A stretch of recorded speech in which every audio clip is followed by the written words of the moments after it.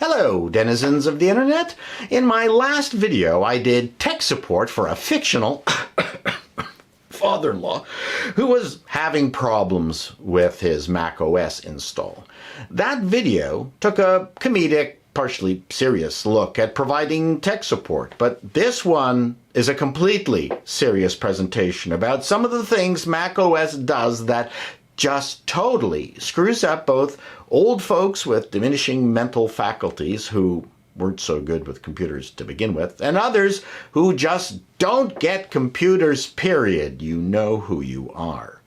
Okay, here are my top 5 things people in the above categories have a really hard time with in Mac OS. Number 1. Now, this is huge and has been a problem not just with Mac OS, but all graphical user interfaces from the beginning. The fact that you have to click on something first before initiating a command. It is counterintuitive to how we work in the real world. This is the first thing I teach people who are having problems with their computer. If we want to pick something up off the table, for instance, our brain goes, pick up glasses. Then we pick up the glasses. The action is the first thing we think of. In graphical computer interface land, we can't just bold the text. We have to select the text that we want to take action on first, and then go through the options made available upon selection, and hopefully you can find the bold option if you don't know the keyboard shortcut, because the people I help have absolutely no concept of keyboard shortcuts, or right-clicking for that matter. But I'm getting off topic. So the simple concept of selecting something before being able to enact change on it is a bugger of a concept for many people, including those whose microwaves are still flashing 12 o'clock. Don't underestimate this problem. Number 2. Sorry. There is one keyboard shortcut that the digitally disengaged do know and use it all the time, and that is the Command-N combination. Control-N for you PC folks. For some reason, they like that combo, and I will TeamViewer into a computer and see dozens, sometimes hundreds of blank documents, empty folders on the desktop, and blank emails. Of course, the first thing I do is close or delete all of this empty content. Old people just like hitting the Command-N button. I have no solution for this. Well, keyboard combo, not a button. So, number 3, creating endless virtual screens by hitting the green light button on the top left of a Finder or document window, and then losing where they were, not knowing where the open programs are anymore. Launching Mission Control will show them what they've done. I'll drag the windows and apps into the main desktop, close the 20 virtual screens. How do I tell them not to do this anymore? I can't. It is so easy to do and get lost.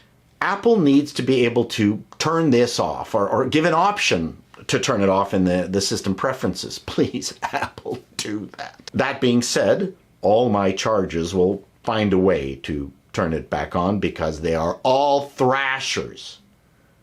I don't understand what is going through the mind of a thrasher.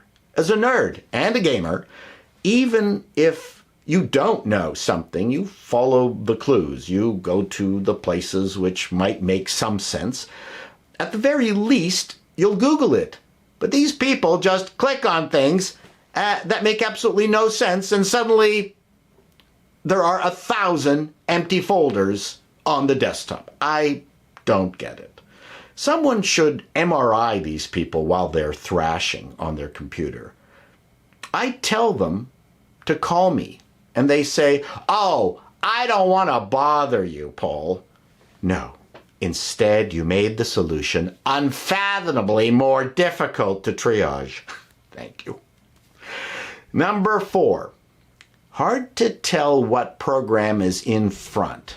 Apple has this extremely subtle gray and drop shadow and dark gray, light gray thing to indicate what's on top. And no one looks to the top left to see what app is actually running or on top. So they could be happily thinking they are typing in Word when in fact a browser window is actually open and they have spent the last half hour typing their final will into the ether. Number 5.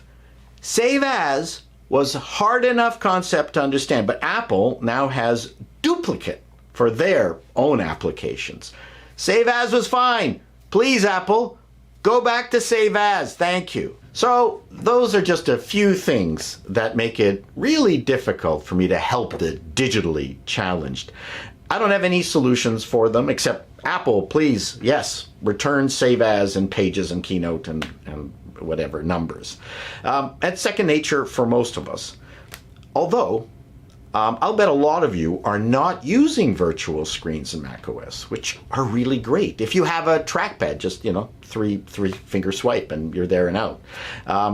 Windows, you have your own challenges, one of which is how you can encounter interfaces that go back to Windows 3.1 if you find yourself going down the Windows rabbit hole. So I'd love to hear from all of you out there who help other people. What are some of the basic training problems you have, or triage, help problems you have with macOS and Windows? And I'm not talking about setting up, writing batch files. I'm also, not interested in reading stories about people, that they have memory issues, short-term memory, so I can't remember what they've been told. Those are old stories. I don't need to hear about them. Or about not being able to set up their Wi-Fi service. Okay, none of that. So long, denizens.